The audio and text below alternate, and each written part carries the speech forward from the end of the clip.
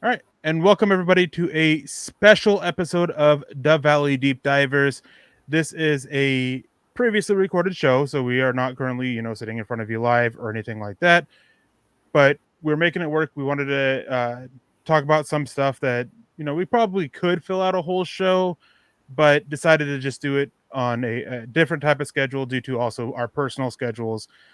Sitting with me and joining me is Coach Luc Polglaze, who here pretty soon he's going to be getting back up into and getting back ready for the football season. How's it going, Luke? Are you ready for your football season to start?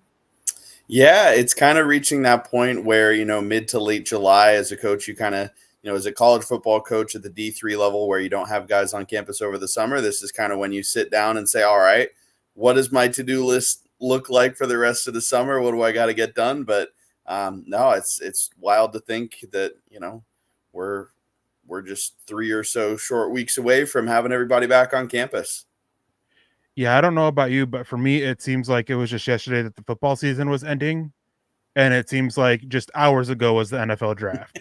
So it does not seem like it's been a full off season, but Yeah. I'm excited this time of year for for us for the content creators. It's always tough to come up with topics and everything like that, and just not a lot of news going on after the draft. Everything just kind of dumbs down. You get a little bit of a boost through OTAs and minicamp, but outside of that, it's a lot of trying to find something.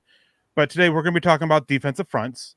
And Luke actually brought this up to me back in April, I want to say, before the draft, of getting together and doing this, because when you joined us for a live show, you caught a question asking about, if I remember right, about the differences between a 3-4 and a 4-3 defensive front. Mm-hmm.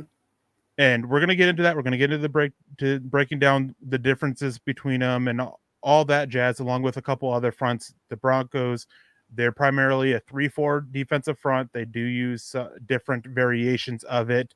They use a penny front, bear front. It's a multi-front defense, as the majority of all NFL defenses are. But first off, what are the basics here for those of you that don't know? I mean, some of you, I'm sure many of you do, but those of you who don't know, we're also trying to educate you. What are the basics of a 3-4 defense? Yeah, well, I think one of the first thing that about football is really in order to really get football at a fundamental level, you got to be good at math, right? Everyone talks about 11 personnel as one receiver, one running back, one tight end. You do the math, there's three receivers on the field. So, what a 3-4 defense entails is it's built front to back. So you have three defensive linemen and four linebackers. Now, those three defensive linemen can play any kind of techniques, is what they're called, which is where are they going to line up, in relation to the offensive line, and where are those linebackers going to line up, right? And both of those things can vary, but at its heart, what the 3-4 is it's a personnel grouping, right? It's saying, hey, we're going to put three defensive linemen on the field, we're going to put four linebackers on the field, and again, a little bit of math, you can extrapolate from that. We've got four DBs behind those guys. Yeah, now the main thing of a 3-4 defensive front on the defensive line is you typically are a little bit bigger. You have that nose tackle who prototypically is about 330 pounds, and then you have two 300-pound defensive ends. Whereas in a 4-3 defense, you have four down linemen. You don't really have a zero technique. You might have a two or a two eye technique, or a pair of three techniques, and then you have a pair of little bit lighter defensive ends out there playing with their hand in the dirt.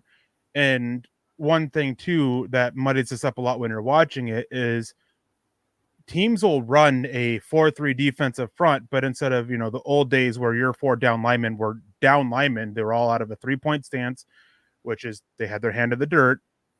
Those ends are now starting to stand up and play at a 2-point stance where they're standing up. So when you look at a what are the main differences, I guess, besides the number of defensive linemen between a 3-4 defensive front and a 4-3 defensive front in terms of like responsibility? Yeah, I think you kind of partially hit on it there. It's just, size is a big part of it, right? I think, obviously any kind of reference I make is going to be a little bit, tinted with a younger age here. I'm not going to remember some of the great defenses of yesteryear, but, they kind of one of the prototypical defenses I think of when it comes to running the 3-4 was the Ravens, right? That really dominant mid 2000s Ravens defense where, you had these big nose tackles like a Haloti Ngata, And really, across the board, I find in a 3-4, I think everyone has to be a little bit larger. Why? Because the defensive linemen, there's less of them, right? So they've got to hold up at the first level. Your linebackers, since there's less D-line in front of them, they're probably a little bit more likely to take on an offensive lineman. So they've got to be able to handle themselves, right? So really, there's two ways to kind of play a 3-4 defense.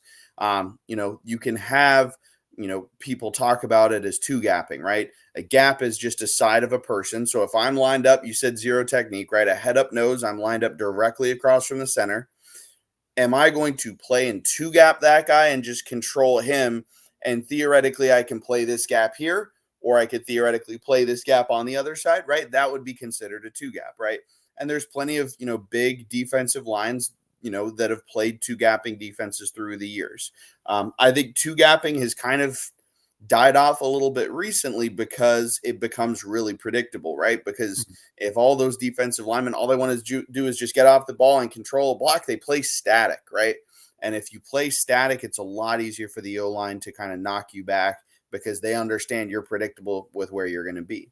So that's where you get this other kind of form of a defense, is you get the 3-down defense, but it slants.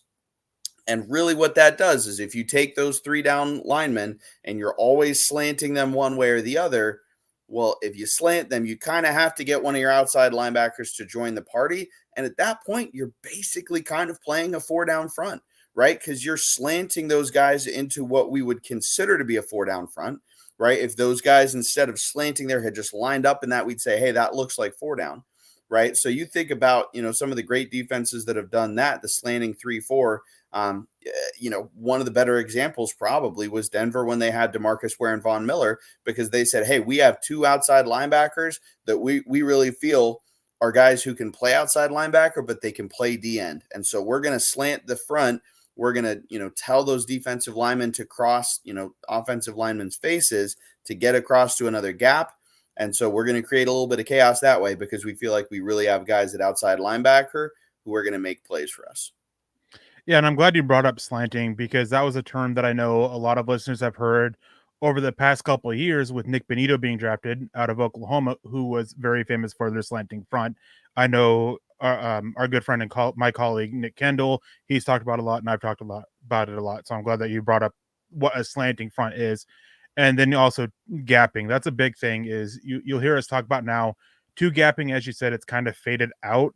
Now it's 1.5 gapping. You're basically controlling one gap and kind of peeking the backside gap, or another gap is essentially what it is.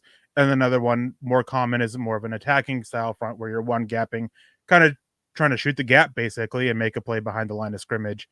Now going to some of these other fronts, you get into them 3-3-5, 4-2-5s, all this. What are, when you get to these different kinds of fronts, what is the main, trying to think of the best way to put it. What's the main goal, I guess, of the defense? Like, Mm-hmm. is it more so like with a 3-4? Is it more so to get after the quarterback, or is it more run defense, 4-3? That kind of aspect of it. Yeah, I think there's pros and cons to everything, within 4-down stuff, whether it's 4-3, 4-2, because at the end of the day, right, those are maybe not even so much fronts as they are just personnel groupings. It's saying, hey, we're going to put 4 D linemen on the field. Within that, you'll hear talk about over fronts, under fronts, solid fronts. Again, personnel wise, what really matters is that you've got 4 D linemen on the field. If you're a coach who really buys into being a 4-down D line coach, or being a 4-down defensive line scheme, you're going to say, hey, it's nice and predictable because we can put those 4 guys and they're going to line up in their gaps so they know what they have to play. Sometimes we'll slant them, we'll twist them, stunt, things like that to confuse the offensive line. But for us, it's really easy because if you're Johnny D-line and you start in the B gap, your D-line coach is going to expect you to still be in that B gap, right? Because that's your gap. That's what you've been assigned. That's you're supposed to control that. And that's where it gets interesting because four down defensive line coaches will tell you, hey, being in 4-down really makes it easy for us. But if you're an offensive line coach, you're going to say, well, great, it's easy for us too, because we know exactly who's in the gap, right? Well, if I'm lining up and there's a 3 tech, right, there's that guy playing in the B gap, my guess is that he's probably going to stay there. He's going to maybe slant this way or that way, but he's usually pretty predictable. So it makes it a little bit easier for the offensive line. On the flip side of that, if you have a 3-down defensive front, you could play that a couple different ways. In terms of where you tell those guys to line up. The key is now, again, a defensive line coach who likes, 3-down fronts is going to tell you, hey, I really like having three down linemen because it's not predictable for the O line. Are they going to two gap? Are they going to slant? Are they going to just try and penetrate and play one gap? Right? The offensive line doesn't necessarily know, but at the same time, that can kind of create some confusion defensively if you're not all on the same page. So I would say there's kind of pros and cons to both. At the end of the day, you can move pieces around to say, hey, we really like our big run stuffing nose tackle in 3-down or 4-down, right? And we're going to have that guy out there on first and second down. We're going to get him off the field on 3-down, right? Or on third down. You saw that for years with how the Broncos used Derek Wolfe, right? Was this bigger guy who they played as a defensive end in some of their base package stuff. And then they moved him inside on third down because they said, hey, this is a guy who maybe isn't necessarily going to hold up on the interior against the run for 3 downs. But guess what? We can create some real mismatches with this guy when we're trying to rush the passer on third down. Yeah. And there's so many evidence of that today, even. And then you can get lucky and you can get those big 330 plus pound guys that can get after the quarterback, like Haloti Nata and Vitavea nowadays, as those guys that you just kind of want to leave on the field for all 3 downs. Now, since you like to talk with your hands, I think it's a good time to you use a couple terms there that we talk about a lot. Not everybody may be familiar with exactly what it is. Stunting and twisting. Since you like to talk with your hands, I think that's a pretty good time for you to educate what that exactly means. Yeah, of course. And this is where it's a good thing that it's a video too, that I'm not just, everyone's not trying to imagine this, right? Well, what a stunt or a twist is really, and again, I'm an offensive coach, I'm a special teams coordinator. There's probably D-line coaches screaming at their screen right now that those are not the same thing, but we'll typically tag it the same. So it doesn't really matter too much. Really what that means is, hey, let's kind of take that 4-down front example, right? You've got your 3 tech, he's in the B gap. You've got your nose. He is in the opposite A gap. Maybe that guy's playing a shade. Maybe he's a 2-eye, right? He's anywhere from a 2-eye to a 1 technique, right? And really what you're going to do is you're going to loop those guys and you're going to twist them to create some chaos on the interior offensive line, right? Everybody's got different ways of running it. Techs, exit, right? Those are kind of, you're going to get those on the outside, which would be a TE, an ET kind of stunt. You'll get nets stunts in the middle, tan stunts, 10 stunt. Like everybody's got their own word for it. But really what it means is this guy's going to go here and he's going to try and penetrate. That could be the nose. That could be the 3 tech. It really doesn't matter. And this guy's going to loop around. I'll go kind of this way. So that they're basically kind of twisting and exchanging in some ways their responsibilities. And that creates a little bit of chaos for the offensive line, right? That doesn't just have to create chaos on passing downs where, those guys have to adjust and, communicate, hey, it's third down. We're trying to throw the football. These guys are twisting on us here. Hey, we got to exchange. We got to bump this off. But that'll also create some chaos on rundowns where you're saying, all right, again, it's 4 down. I know where that guy is. He's in the B gap. I'm just going to take my track towards him. And all of a sudden that guy slants. Well, now I have to figure this out on the fly on a run play and say, okay, well, now who do I block? Because the guy that I thought was going to be there is no longer there. Yeah, and with stunts and twists, it's one reason why when I'm evaluating offensive linemen, I always look for their awareness and having their head on a swivel. I don't know how many times over the last few years we've seen the Broncos quarterback end up getting sacked, being off a stunt and a twist because the guard or the tackle, whoever was supposed to pick up the stunter, just didn't do it because they didn't realize it was a stunt. Now, before we get out of here, I have one kind of final question for you. I am very outspoken in that the terms of 4-3-3-4 are, I don't want to say useless, but are not as, I don't want to say not as important either, but are overstated nowadays because it's just basically the personnel grouping. And with so many multi fronts out there, with so many edges, basically defensive end is a dead position now for the most part. You have interior defensive linemen and edge rushers. Is the terminology 3-4-4-3, is it a little overstated or it still has its uses, but what are your thoughts on my take on it anyways? I mean, I'm sure, with the new college football game coming out, like, you can scroll through on defense and you can find 3 4s and 4 3s and everything like that. But shoot, man, you go back 15 years to, when I first started playing Madden, that, the first Madden I really remember was '08, and, you'd live whole games with that on the field. Now, the reason you would do that is because teams were putting, tight ends and fullbacks on the field at the same time. And, that's not nearly as common anymore, right? The I formation is not, it's not, college football cyclical. Everything kind of goes in loops at our level, and I'm sure that's the case for the NFL as well. But right now it's the passing offense. It's a quarterback league. Teams are going to put 3 receivers on the field at a time, and when you put 3 receivers on the field, and that you're lining up as a defense in a 4-3, eventually you're going to end up with a linebacker who's going to have to cover a receiver. And if you're a defensive coordinator, there's only so many times you're going to be comfortable with that before it really comes back to hurt you.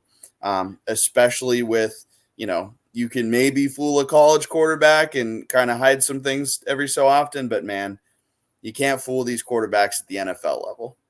So I think it's definitely it's way less common than it used to be, which I think, defense fundamentally is a reactionary side of the ball. You are reacting to the offense, you are reacting to what they are doing, and if they're putting 3 receivers on the field, you're probably going to react and take a linebacker off. Well, I want to thank you for joining me and talking about this. We've kind of hit our time limit. We got to get out of here. But before we do that, I just want to say thank you all for watching. If you guys learned something, feel free to share. If you guys have question anything, feel free to ask, or whatever it may be. You can do so in the comment section below here on YouTube. You can find me on Twitter at Erick Trickel, and you can find Coach Luc Polglaze on Twitter at Luc Polglaze.